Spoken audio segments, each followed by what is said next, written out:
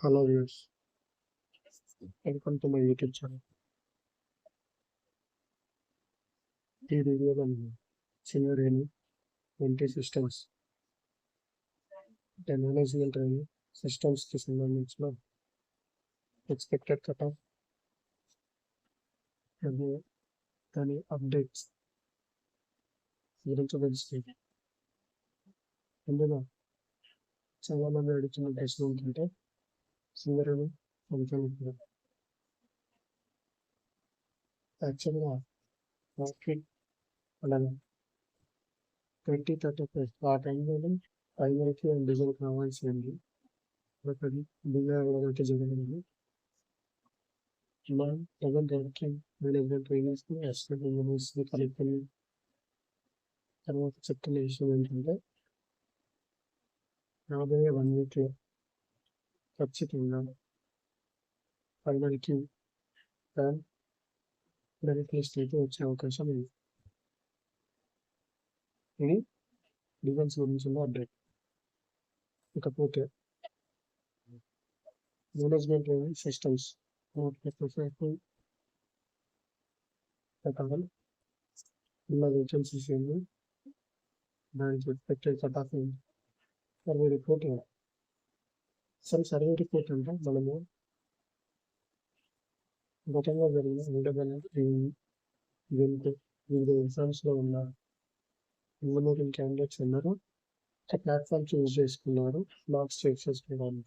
Platform rank IQ. ఈ ప్లాట్ఫామ్లో ఎవరు ఎంటర్ చేసే మార్క్స్ అయితే కాదు, ప్రతి సిస్టమ్ కంపైర్డ్ మార్క్స్ వస్తాయి చెక్ చేసుకున్నప్పుడు. సో రీసెంట్గా వాళ్ళు ఆ డేటాను అయితే పబ్లిష్ చేయడం జరుగుతుంది. ఆ డేటాని మనం అనాలిసిస్ చేసి ఒక అవగాహనకి తీసుకురావడానికి ముందుకు వస్తుంది. ముందుగా మనం ఎంటీ సిస్టమ్స్లో ఉన్న వేకెన్సీస్ని చూద్దాం. మేనేజ్మెంట్ ట్రైనింగ్ నోటిఫికేషన్ 2లో ఉన్న సిస్టమ్స్ ఎంటీ వేకెన్సీస్ మొత్తం 7.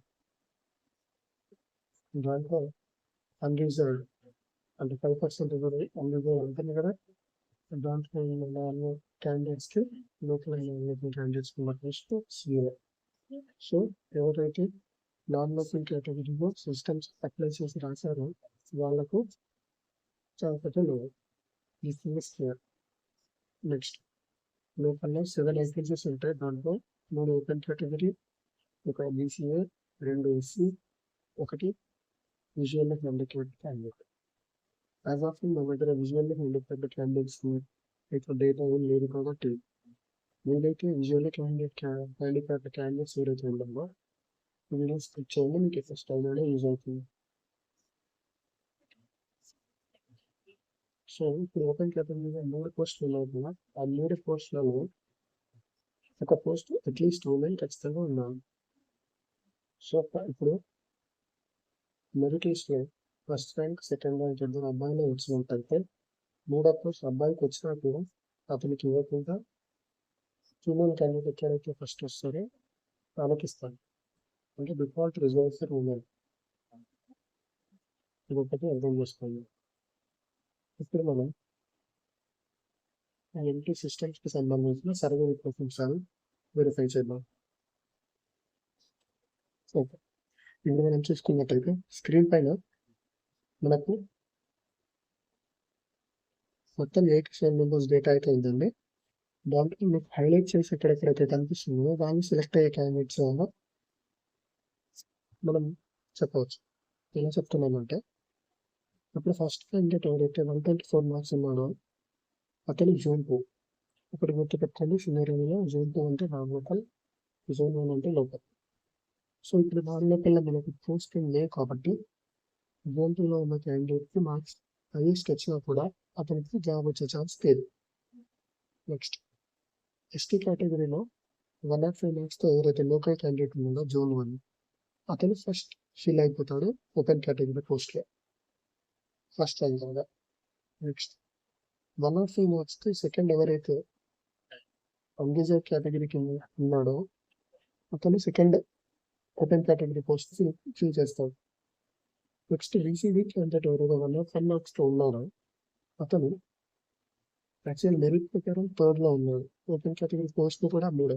బట్ మనకు ఓపెన్ కేటగిరీలో లోకల్లో ఫస్ట్ సెకండ్ మేల్ అయినందుకు ఈ థర్డ్ పోస్ట్ ఆటోమేటిక్గా డిఫాల్ట్గా ఫిమేల్ క్యాండిడేట్కి వెళ్ళిపోతుంది. సో ఇప్పుడు మీరు అక్కడ 88 మార్క్స్తో ఎవరైతే హైలైట్ చేసి ఉన్నారో ఆ అమ్మాయిని ఓపెన్ క్యాండిడేట్గా ఫిల్ అయిపోతుంది ఆ థర్డ్ పోస్ట్. నెక్స్ట్ బీసీఏలో మనం ఒక పోస్ట్ ఉందని చూసాం. సో ఇప్పుడు బీసీఏలో 88 మార్క్స్తో ఎవరినైతే మనం హైలైట్ చేసామో ఆ క్యాండిడేట్ సెలెక్ట్ అయ్యే ఛాన్స్ ఉంది. ఇకపోతే మనం ఎస్సీ కేటగిరీలో 2 పోస్టులు ఉన్నాయి. ఎస్సీ కేటగిరీలో లోకల్లో మనకు 86 అండ్ 83 రెండు హైలైట్ చేసి ఉన్నాయి. ఒకసారి చూడండి.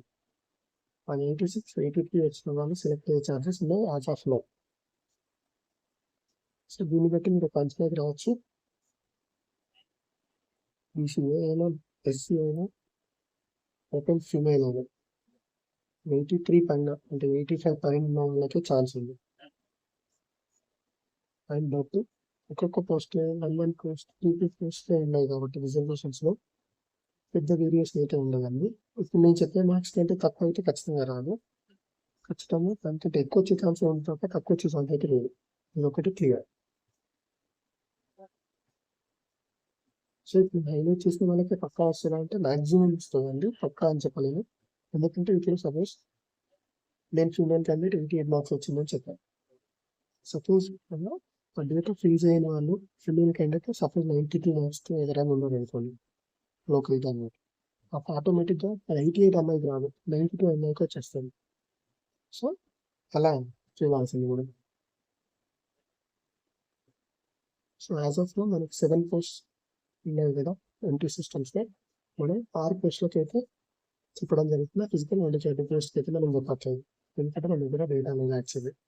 సో ఈ 6 పోస్టులకి అయితే మ్యాక్సిమం ఓపెన్ కేటగిరీలో అబ్బాయిలకు మనం 105 పైన ఉన్న వాళ్ళకి 105 or 105 ఉన్న వాళ్ళకి ఎక్కే ఛాన్స్ ఉంది. ఇప్పుడైతే మనం చూస్తున్నాం ప్రకారం అమ్మాయిలకి 88 or above, బీసీఏ అయితే 88 or above, ఎస్సీ క్యాండిడేట్ అయితే 83 or above ఉన్న వాళ్ళకి వచ్చే ఛాన్స్ అయితే ఉంది.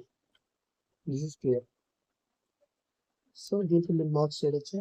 ఇంకెక్కడ వరకు ఉందంటే 79, 68, 67 ఇలా 34 మార్క్స్ వరకు మనకి డేటా అయితే అయ్యింది. సో 8 to 7 మెంబర్స్ డేటా అండి.